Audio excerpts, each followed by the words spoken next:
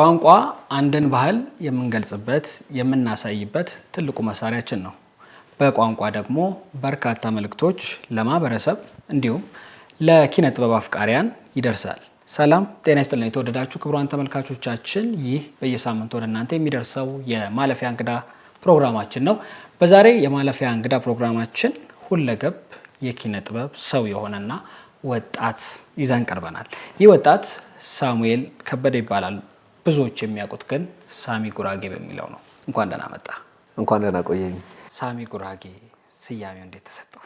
አንድ ሾላ ስሰራ ጓደኞቼም የሌላ አካባቢ ልጆች ነበሩና ትንሽ ስራም ላይ ተፍተፈል ስለነበር በዛ አካባቢ ላይ ሳሚ ጉራጌው አጋጣሚ ተባለ። በዛው ጸደቀ። ሳሚ ጉራጌው በሚል መጣ። ሳሚ እንግዲህ በመግቢያም እንዳነሳሁት በርካታ የጥበብ ዘርፎች ላይ የምትሳተፍ ወጣት ነህ። በጉራጌኛ የመጀመሪያው ቲያትር የሆነውን በድርሰትም በማዘጋጀትም አለበት። ከዛም ውጪ ዘመናዊ ሙዚቃ ትሰራለህ። በቅርቡ ኢፒ ይወጣል፣ ብዙዎች ወደውታል ብዬ አስባለሁ።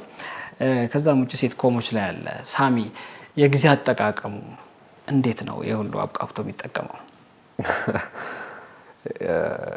ያው እኛ ሀገር ነው ሰዓት ማይበቃው እንጂ በቂ ሰዓት አለ። ያው እኛ ሀገር ወደ 14 ሰዓት እንተኛለን፣ የ8 ሰዓት 7 ሰዓት እንሰራለን። ከሱ የመጣ ነው እንጂ ሰዓት አያንስም ካሰብንበት። እሱም ላይ ሳይሆን ዋና ስራዬ እኔ ንግድ ላይ ነው ያለሁት። የግል ራሴን ማስተዳደረው በንግድ ነው። ንግዱም ተጨምሮ ነው ማለት ነው የበቃ? አዎ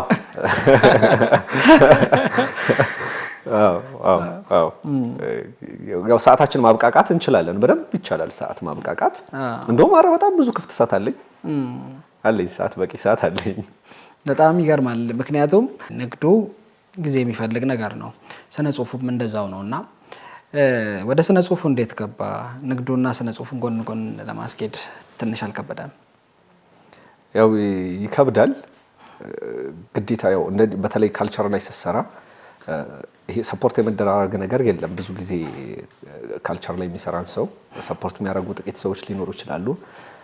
ያ ስለሆነ ያው እንደዚህ አይነት ነገር ላይ ስትሆን ራስህን በደንብ ማኔጅ አድርገህ ራስህ ፕሮዲሰር ሆነ ነው መስራት መቻል ያለብህ። ከፍ ስትል ነው ትንሽ ፕሮዲሰሮች ምናምን ልታገኝ የምችለው። ያ ስለሆነ ባለኝ አቅም አጣብቤ ያንን ነገር ሞክራለሁ። ያው ወደ አርቱ የገባሁት ከልጅነት ያለ ፍላጎቴ ነው። ከልጅነት ጀምሬ ነው ያን ነገር እንቅስቃሴ ላይ ነበርኩኝ። ከዛ በኋላ ራሴን ነው አስተምሬ ለዚህ ነገር የበቃሁት። ያው ቤተሰብ ጉራጌ ልጅ ስትሆን በተለይ ንግድ ስራ ምናምን ነው እንጂ ለዚህ ነገር ብዙም የሚገፋ ሰው የለም።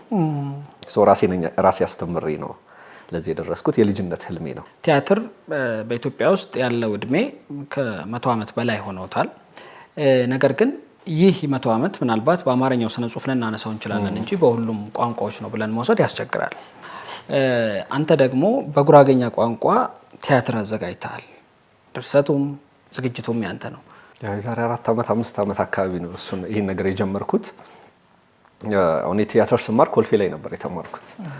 ጉራጌኛ የሚባል ነገር አልተለመደም ቲያትሩ ላይ። እንደዚህ በተለያየ በሙዚቃዊ ተውኔት ምናምን ሊሰሩ ይችላሉ በተለያየ ነገር። ወደ ቲያትሩ ስመጣ ግን ያው መፍጠር አይደል፣ ዓለም የክሬቲቪቲ ጊዜ ናት፣ የፈጠራ ጊዜ ናት። እና ለምን አማርኛው ከመመጣ በአባት በእናቴ ባህሌን ይዤ ለምን ለዓለም አላስተዋውቅም? ከዛ ቋንቋው መጠቀም ይቻላል አልኩኝ። ቋንቋው ላይ ትንሽ ሪሰርች ሰራ። ደግሞ ያምራል በጣም በቋንቋው ደግሞ በጣም ያምራል። ሮማንቲክ ያምራል፣ ትራጀዲ ያምራል። በሁሉም ዘውግ ስለሚያምር ልጀምር አልኩኝና ጉራጌኛው ስሰራ እጅግ በጣም ጥሩ አቀባበል አገኘሁኝ። እንደው የመጀመሪያ መድረክ ላይ አጫጭር 4 ቲያትር ነው ያዘጋጀሁት አስታውሳለሁ። በአንድ መድረክ 4 አዘጋጀሁኝ። ድርሰቱም ዳይሬክቲንጉም እኔ ነኝ የሰራሁት።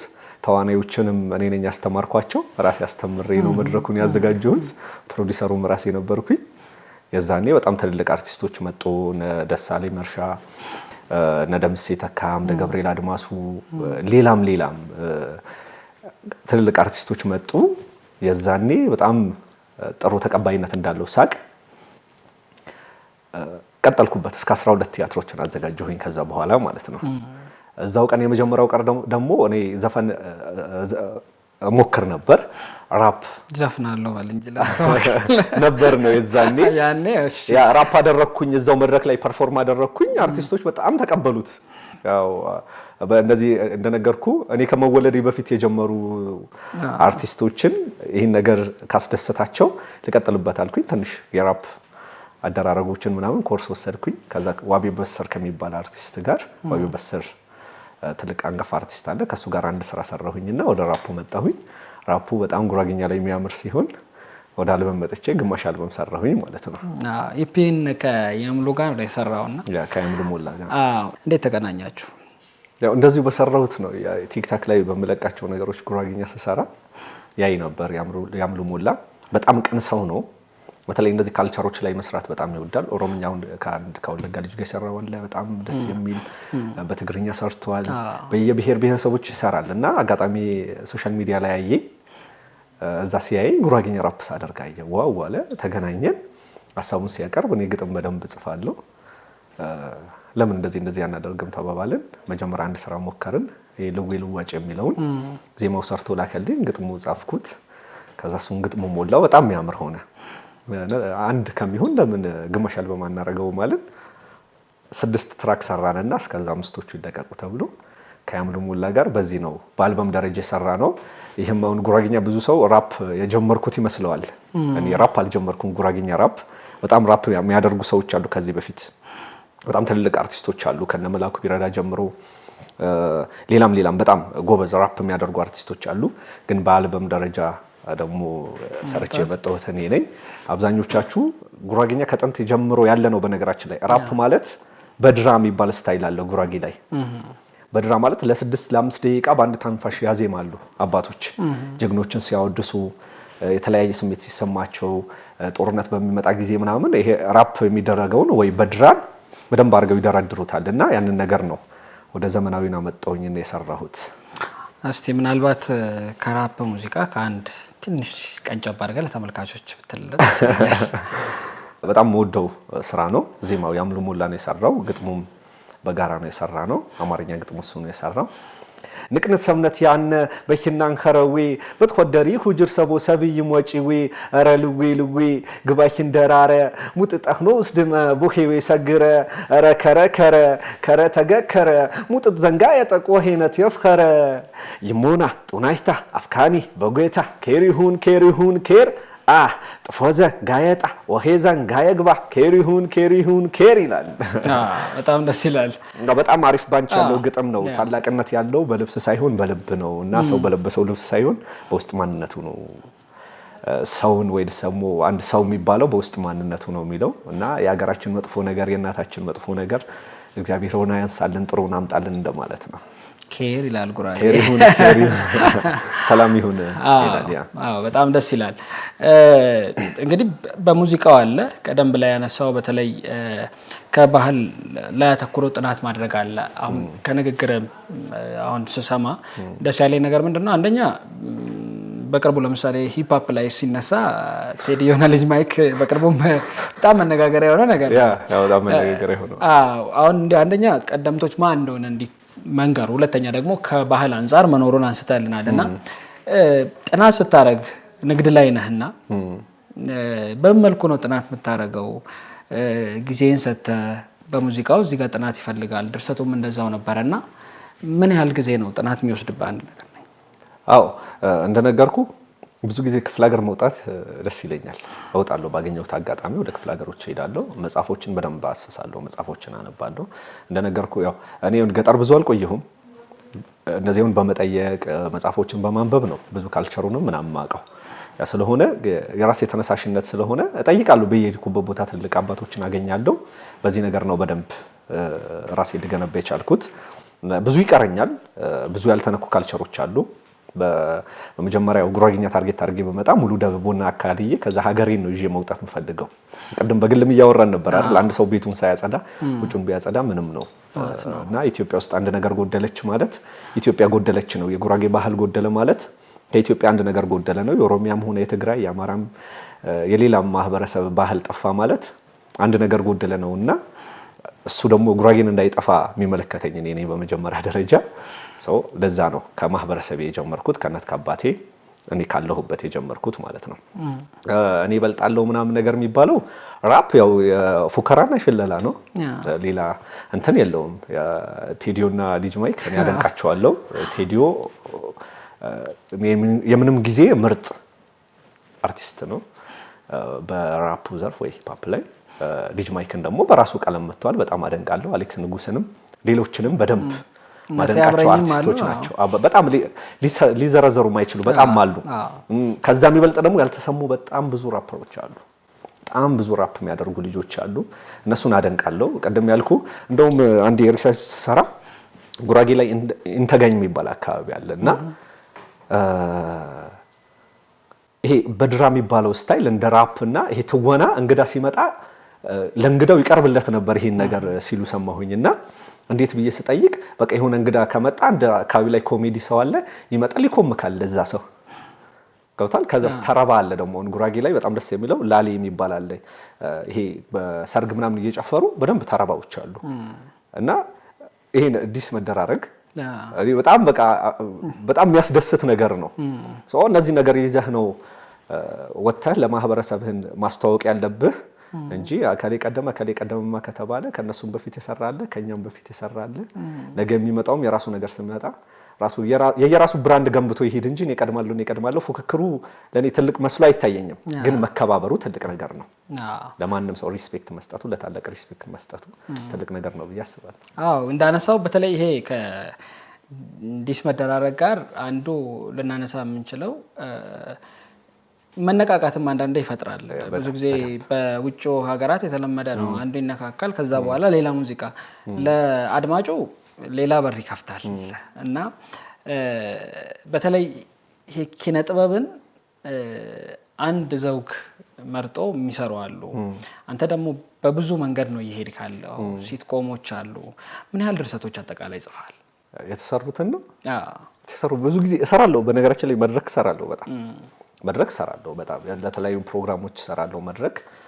እስካሁንም ድረስ ያው ቲያትር በማስተማር ላይ ስላለሁኝ መድረኮችን በደንብ እሰራለሁ። እኔ መድረክ ላይ ነው ትኩረቴ። ጉራጌኛ ተቀርጾ የተቀመጠ ተከታታይ ድራማ አለኝ። በአንዳንድ ምክንያት አልተለቀቀም። ማስታወቂያው ለቅቄ ነበር፣ የሆነ ጊዜ አጥፍቼው ነው። በጣም ብዙ መስዋዕትነት የከፈልኩበት ስለሆነ ዝም ብሎ ሊወጣ አልፈልግም። በዚሁ አጋጣሚ ያው ድርሰት ጽፋለሁ፣ ዘፍናለሁ፣ ተውናለሁ፣ ትወና አስተምራለሁ እና በህይወቴ ግን በጣም የምወደው ስዕል ነው። ስዕሉን እንደሰጥማር ስዕል ግን በጣም ስለምወድ ልነካው አልፈልግም እና የተፈጠርኩለትም ነገር አይደለም። እኔ የተፈጠርኩት ስዕል ለማድነቅ ነው። በጣም ብዙ ሰዎች ይሉኛል በጣም እወዳለሁ ስላቸው ለምን አትማርም ይሉኛል። እኔ ማስተማሩንም አልችልበትም። ስዕል እንዳከበርኩት ይሄ ሁሉ ታለንት የተወስዶ ሰዓሊ ቢሆን ደስ ይለኛል። እንደ እውነቱ በጣም እወደዋለሁ ግን የተፈጠርኩለት ነገር አይደለም እና ስዕል አድናቂ ነኝ። እነዛ ግን ሙያዎቼ ናቸው፣ የተሰጡኝ ናቸው። በጣም አንዳንዴ ኪነ ጥበብ ውስጥም ሆነ ሌላ ጥሩነቱ ምንድነው? አንዳንዴ ይሄ እኔ መክሊት አይደለም ብሎ ማመንም አንድ ነገር ነው። ምክንያቱም ውጤታማ የምትሆንበትን ነገር ትተህ ወደ ሌላ እንድትሄድ ስለሚያደርግ ነው። ስታነሳልኛውን ቲያትርም እንደምታስተምር ተጨማሪ ነገር አገኘውና ቲያትሩን ማስተማር የጀመርከው ለተውኔት ሰው አንሶ ነው ወይስ ቲያትር የማስተማሩ ሐሳቡ ከመጀመሪያም ነበር? ከመጀመሪያው እኔ ስሰራ ሃሮን የሚባል የኪነ ጥበብ ቡድን ውስጥ ነበር የምሰራውና እዛው እየሰራውኝ አንዳንድ ነገሮችን አይ ነበር። ከዛ ብዙ ጊዜኛ ሀገር ላይ ለምሳሌ አንድ ተዋናይ ትወና ሲማር ተዋናይ ለመሆን ብቻ ነው የሚማረውና ክሬቲቪቲ ያለው ወጣትን ብዙ ጊዜ ሲፈራ ላይ የፈጠራ ምክንያቱም እኔ ተዋናይ ሆኜ ብቻ ራሴን ካስተማርኩኝ ስክሪፕት ጠባቂ ነኝ፣ በቃ የፈጠራ ሰው አይደለሁም እና ይሄ መፍጠር የሚችሉ ልጆች ለማፍራት ነው ብዬ የጀመርኩት መጀመሪያ ላይ እና አሁንም ሳስተምር እኔ መጥቶ እንዲተውን አይደለም መፍጠር እንዲችል የራሱ የሆነ ነገር ጎል ለጎል ለምሳሌ ኢትዮጵያ ውስጥ ስኬታማ የሚባሉ ሰዎች አይታቸው ከሆነ በፊልሙም ዘርፍ ምናምን ይጽፋሉ፣ ፕሮዲስ ያደርጋሉ፣ ዳይሬክቲንግ ይችላሉ። ተዋናዮቻችን ብዙ ጊዜ ደግሞ ወድቀው የምናያቸው ስክሪፕት ይጠብቃሉ፣ የሆነ ሰዓት ላይ ስክሪፕት ያገኙ ጊዜ ይሰራሉ፣ ካላገኙ ይቀመጣሉ። ከዛ ልክ የታመሙ ጊዜ እነሱ ናቸው ተንቀሳቅሰው የሚሰሩት፣ ሲታመሙ ቤት ላይ ይቀራሉ ማለት ነው። ያ ስለሆነ ወይ ደግሞ እየተወንክ ፕሮዲስ ማድረግ የምችል ከሆነ አንተ ታመህ ተኝተህ ራሱ ፕሮዲስ እያደረግክ መስራት ትችላለህ። አንተ ብቻ ከሆንክ ግን ግብአቱ አንተ የተሰበርክ ቀን ማንም ሄዶልህ አይቀርጽልህም። ክሬቲቪቲ ያለው ወጣት ለማፍራት በሚል ጀመርኩኝ። እዛው ጥሩ ነገር አለው እግዚአብሔር ይመስገን። 800 ምናምን ልጆችን እስካሁን ድረስ ያቅሜን ያክል ዘርቻለሁ። አይ በጣም ትልቅ ቁጥር ነው እውነት ለመናገር። አንድም ኪነ ጥበብ ይሄ በእውቀት መታገዝ በጣም ይፈልጋልና ቲያትር ሲዘጋጅ ብዙ ጊዜ ቲያትሩ ላይ የማተኩርበት ለሁለት ምክንያት ነው። አንድም በዛ ቋንቋ የመጀመሪያ መሆኑ ድርሰቱም ዝግጅቱም ላይ መኖር፣ ሶስተኛው ነገር ደግሞ ይሄን ተዋናይ ማሰባሰብ ራሱ ችግር ነው። አሁን ለቲያትር የሚሆን ተዋናይ ማግኘት ራሱ በራሱ ብዙ አዘጋጆች ወይም ዳይሬክተሮች የሚያነሱት ነገር ነው። ለዛ የሚመጥን ሰው ማግኘት፣ ቲያትር ላይ ፐርፎርም የሚያደርግ ሰው ማግኘት፣ በቋንቋ ደግሞ እንዲህ ሲገደብ ሰዎችን ማግኘትም በጣም ፈታኝ እንደሚሆን አምናለሁና እንዴት አሰባሰብካቸው? ምን ያህል ሰዎች ውስጥ ነው የተሳተፉበት? ሚዲያ ነው የተጠቀምኩት። መጀመሪያ ጉራጌኛ መማር የሚፈልግ ሰው ጉራጌኛ ስለ አሁን ጉራጌኛ ብቻ ማስተምር ነው የሚመስለው ብዙ ሰዎች። ለምሳሌ ሸዋ አዘጋጃለሁ፣ ኦሮምኛ ሸዋ አዘጋጅቼ አውቃለሁ፣ ትግርኛ አዘጋጅቻለሁ፣ በጋሞ አዘጋጅቻለሁ። ኢትዮጵያ ውስጥ ጋምቤላ ተዋናይ አግኝቼ አላውቅም እና በጣም የምመኘው ነው በእነሱ ቋንቋ በሰራ ደስ ይለኛል እንጂ አብዛኛው ላይ ሰርቻለሁ እንደዚህ በቋንቋ። ግን ያው እኔ ሰፖርት የሚያደርጉኝ ሰዎች አጠገቤም ያሉ ሰዎች ጉራጌኛ የሚችሉ ስለሆኑ ጉራጌዎች ስለሆኑ ፋሚሊዎቼም ጉራጌኛው ጎልቶ ታየ እንጂ ሁላቸውም በየባህላቸው እኔ ጋር አንድ ሰው ሊመዘገብ ሲመጣ ኢትዮጵያ ውስጥ ሎካል ቋንቋዎች ምን ትችላለህ? ይሄን እችላለሁ ካለ እስኪ በዛኛው ስለ ካልቸሩ ይዘህና አለዋለሁ። ከኦሮሚያ ከመጣ የኦሮሚያን ካልቸር የሰርግ ካልቸር ይዘህና እንለዋለን። መድረክ ላይ እንዲሰራ እድሉን እንሰጠዋለን። እንደነገርኩ መፍጠር እንዲችሉ ነው ብዬሃለሁ አይደል? ያ ስለሆነ መጀመሪያ ሚዲያ ነው የተጠቀምኩት እነዚህ ልጆችን ለማግኘት። ጉራጌኛው ላይ አሪፍ ልጆች አገኘሁኝ። ከዛ ኦሮሚያ ላይ የራሳቸው ኦሮሚያዎች ከዚህ በፊት ሞጆ ሄደው ያዘጋጃሉ፣ እንደዚህ እየወጡ ያዘጋጃሉ የራሳቸው የሚችሉት ያሉት። ያ ስለሆነ አታጣም። ሁለት ደግሞ ማስጠናት ትችላለህ ፍላጎት ካለ። እኔ አጥንቼ ማንኛውም ቋንቋ መስራት እችላለሁ። መቼም እንግሊዘኛ ሲሆን ነው እኛ ትኩረት የምንሰጠው እንጂ እኔ ሲዳምኛን በደንብ እንትን ብዬ መስራት እችላለሁ። ፊልምም እኮ እንደዛ ነው። ገሮሜር የሚያሰሩት እና ማኑኤል የሰሩት ያንን ቋንቋ ጥናት ተደርጎ ነውና እንደ ምክር ሀሳብ ምናልባት አንተ እስቲ የምታነሳው በተለይ ከባህል ጋር ተያይዞ ምን አይነት ክፍተቶች አሉ? እንዴት መሰራት አለበት? እንደውም ጉራጌኛ ስትለኝ ጉራጌኛ አንድ አይደለም። እሺ ዘይው ቋንቋው አለ። ለምሳሌ እኖር አለ፣ ኢነር አለ፣ ሞህር አለ፣ ሶልዶ አለ፣ ገደባኖ ኮኬር ጎታ ዘርወለን ይሄ በእኛ በጉራጌ ክስታኛዎች አሉ። እነዚህ አሉ።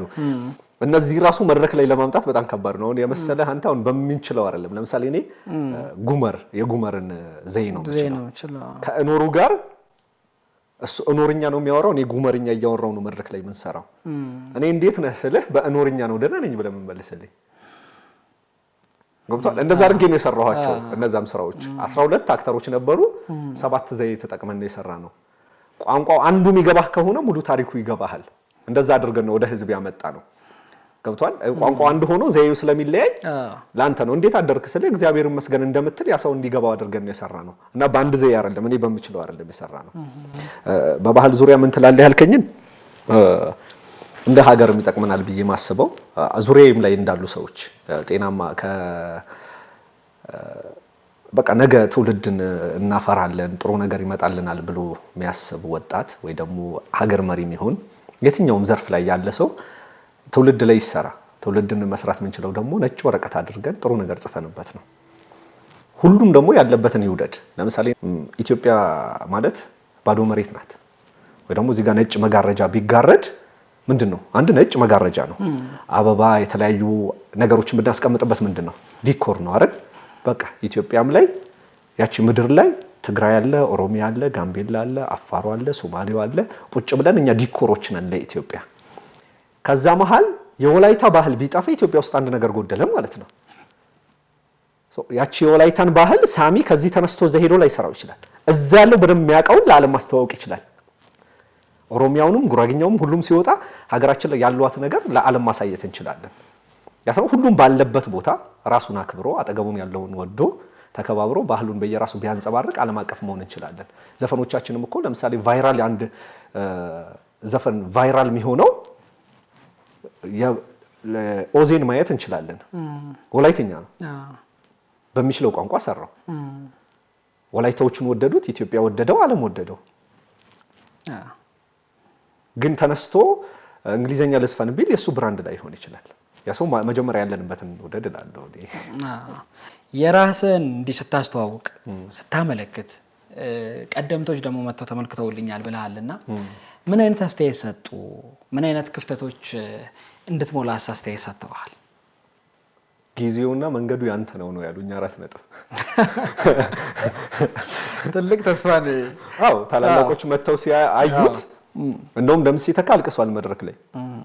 እንደዚህ መሰራት ይችላል ወይ ነው ያለው። ጊዜውና መድረኩ ያንተ ነው። የማን ነው? የወጣት ነው። ጊዜውና መድረኩ የእናንተ ነው። ንጹህ ሆናችሁ በንጹህ መንገድ ሂዱ ነው። ገንብቶኛል። እኔ ሌላ ነገር ወይ ደግሞ ሌላ ችግሮችን እንዳስብ አያደርገኝም። ጊዜው የኔ ነው። በእኔ ጊዜ ደግሞ ነገ ጊዜያቸውን ሊኖሩ የምፈልጋቸውን ወጣቶች ትክክለኛ ጊዜ እንድሰጣቸው ነው መንገድ የሰጠኝ። ሁሉም ሰው ለወጣቱ ጊዜው ያንተ ነው ብሎ ለወጣቱ ይስጠው። የትላንትና ነገር እያመጣ እየጫነበት ወጣቱን ባያጉረው ደስ ይለኛል። ካንተ ስራ ደግሞ አሁን ቀደም ያነሳው ሰባት ዘዬ ለምሳሌ ኦቤን ይጅና ክስታኔን ያስተላልፋል። የዘዬ ልዩነት ነው። መሰረታዊ የቋንቋ ለምሳሌ የቃል ሰርወ ግንዱ አንድ ነው ግን በዚህ ደረጃ ስትነጋገር ለምሳሌ የተወሰኑ የአፋን ኦሮሞ ላይ ሊስተዋሉ የሚችሉ አይነት ናቸው። አንዱ አካባቢ የሚነገረው ሌላው የማይታወቅበት ቃላት ይኖራሉና ያንንስ ለማጥናት እንዳጠቃላይ ያ ቲያትር ምን ያህል ጊዜ ወሰደብህ? 7 ወር። በ7 ወር ነው ዝግጅቱ ብቻ የጨረስኩት። ከዛ በፊት ያንን ለማጥናት እንደነገርኩ ሙሉ ቦታ ማካተት አልቻልኩም ነበር። እንደነገርኩ መጀመሪያ እኔ ያለሁበትን አካባቢ ነው ያየሁት። ከዛ ታሪኩ ደግሞ ከኔም ታሪክ ጋር አያይዤ ነበር የሰራሁት። የመጀመሪያው የመታዩት ከሚለው ወላጅ አልባ ወጣት ነው ወይ ደግሞ አንድ ወላጅ አልባ ልጅ ነበር። በሱ ዙሪያ የሚያጠነጥን ነበር። እሱ ለማጥናት እንዴት መሰለ ይገባናል። ለምሳሌ እኛ ጊዜ አለመስጠት ነው። ቀደም ብያለሁ። ለምሳሌ እኖርኛ እኔ እንዲገባኝ ከፈለኩኝ ይገባኛል። ገብቶሃል? አንድ ነገር ለምሳሌ በቃ አልችለውም ካልክ አልችለውም ነው። እችለዋለሁ ካልክ ለዛ ነገር ትኩረት ትሰጠዋለህ፣ ጊዜ ትሰጠዋለህ፣ ጆሮህን ልብህን ትሰጠዋለህ። የዛኔ ይገባሃል። እንዲገባን ነው መጀመሪያ የተግባባ ነው። እና 7 ወር የፈጀብን ለዛ ነው። በጣም ረጅም ጊዜ ነው 7 ወር የርስ ማለት። በሳምንት አንድ ቀን ነው የምንገናኘው። ያቺ እሁድ ቀን ናት። እኔ ከእሁድ ቀን ውጪ ለቲያትር ጊዜ አልሰጥም ማለት የግል ህይወት እንዳይነካኝ ማለት ነው። ስራዬንም እንደዚህ ስኬጁል አውጥቼ ነው። የቲያትሩ ጊዜ ያለው ድርሰት መጽፈበት ጊዜ አለኝ፣ የንግድ ደግሞ የራሱ ጊዜ አለኝ ማለት ነው። ያቺ እሁድ 7 ወር ሙሉ እሁዶችን እየተንቀሳቀስን ነው የሰራ ነው። ለዛም ነው ያንን ያክል ረጅም ጊዜ ወሰደው።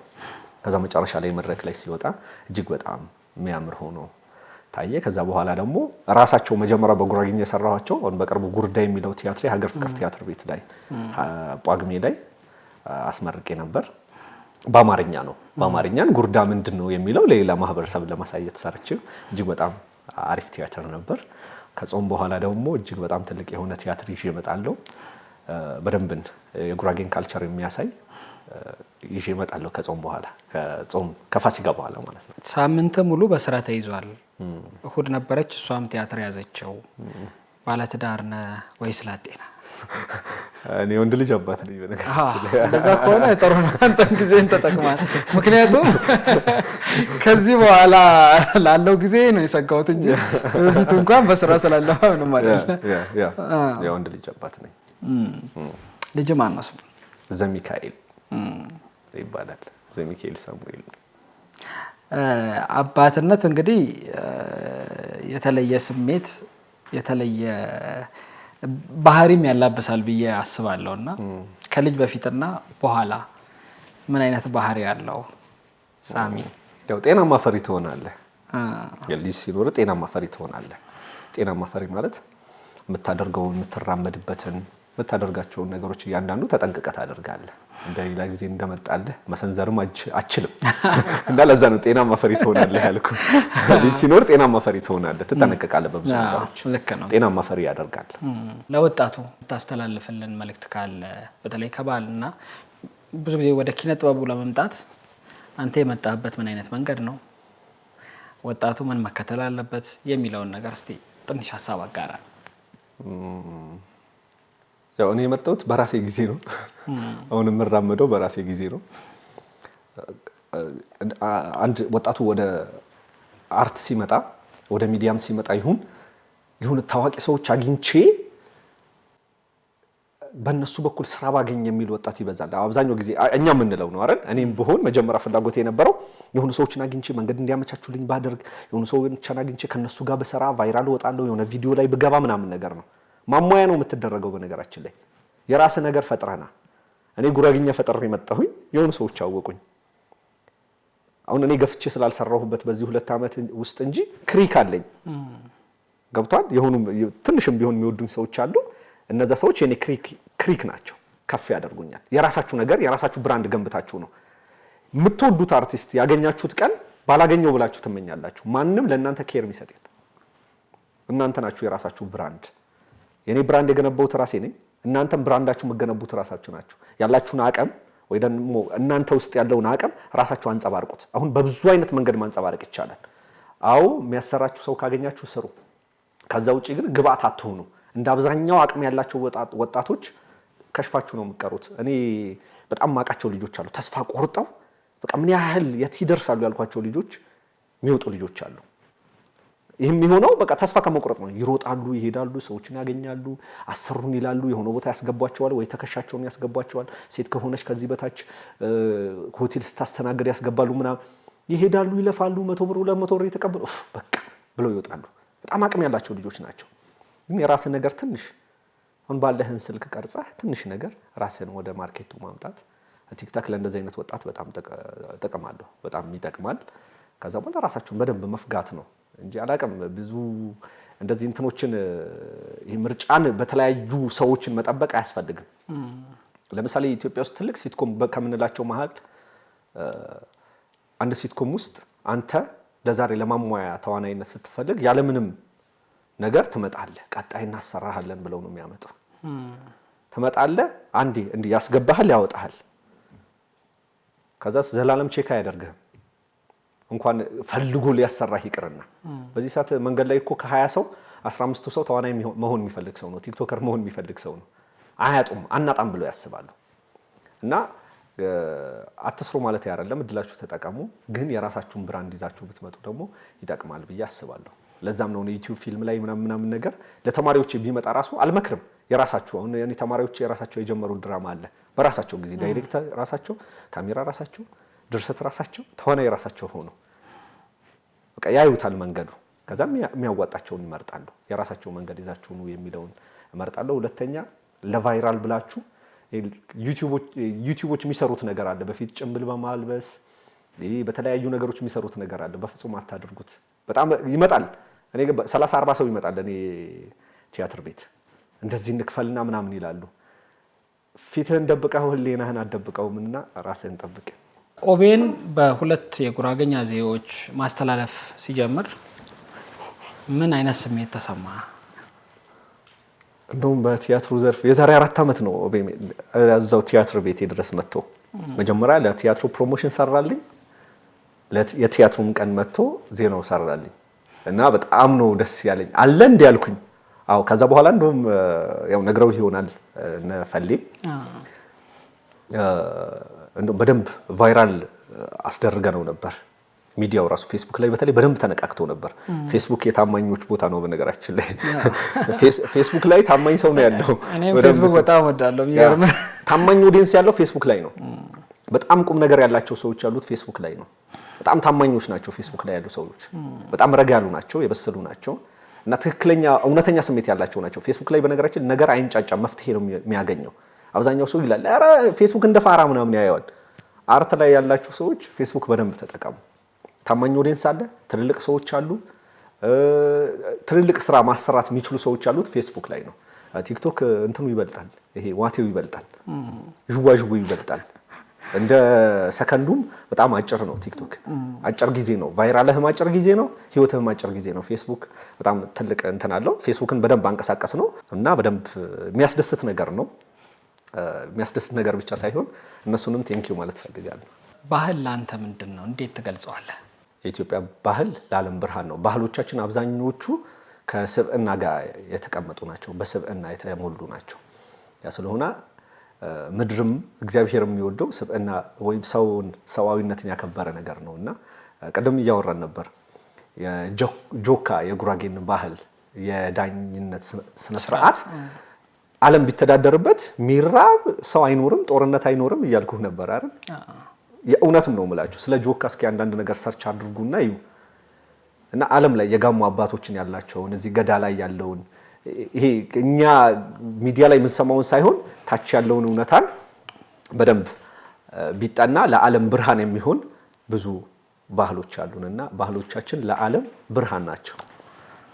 ሳሚ ረጅም ሰዓት ሰጥተህ ከኛ ጋር ቆይታ ስላደረግ በኦቢኤን ሆርን ኦፍ አፍሪካ ተመልካቾችና በማለፊያ ተመልካቾች ከልብ አመሰግናለሁ። እኔም አክብራችሁ ስለጠራችሁኝ እጅግ በጣም አመሰግናለሁ። ሚዲያውንም የተለያዩ ባህሎችን ይሰራል፣ በተለያዩ ቋንቋዎችን የተለያዩ ፕሮግራሞችን ይሰራል። ይህም ነገር በደንብ የሚበረታታ ነው። የሚሻሻሉ ነገሮች ተሻሽለው በደንብ ላይው ቀደም እየነገርኩ ነበር። በጣም የምጠብቀው ሚዲያ ነው። በተለይ ይሄ ባህል ላይ በደንብ ስለሚሰራ የተለያየ በስንት ዘይ ነው አሁን በስንት ቋንቋ ነው የሚሰራው? 20 ቋንቋዎች 20 ቋንቋ ነው። ያው 80 ምናምን የተባለውን ሙሉ እንደሚሰራ አምናለሁ። ትልቅ ነገር ነው እና ለእናንተም አመሰግናለሁ። እጅግ በጣም እናመሰግናለን። ክቡራን ተመልካቾቻችን እየተከታተላችሁት የቆያችሁት የማለፊያ እንግዳን ነበረ ቆይታ ያደረግነው ከተወዳጁ አርቲስት ሁለገብ አርቲስት ነው ሳሙኤል ከበደ ወይም ደግሞ ሳሚ ጉራጌው በሚል መጠሪያ የሚታወቅ ነው። በተለይ ይሄ ከራፕ ጋር ዘመናዊ ሙዚቃ ለምትወዱ ጥሩ ምርጫ እንደሚሆናችሁ እሙን ነው። ጊዜያችሁን ስለሰጣችሁን ከልብ እናመሰግናለን። ሳምንት በሌላ እንግዳ የምንመለስ ይሆናል። የሳምንት ሰው ይበለን። ቸር ሰንብቱ።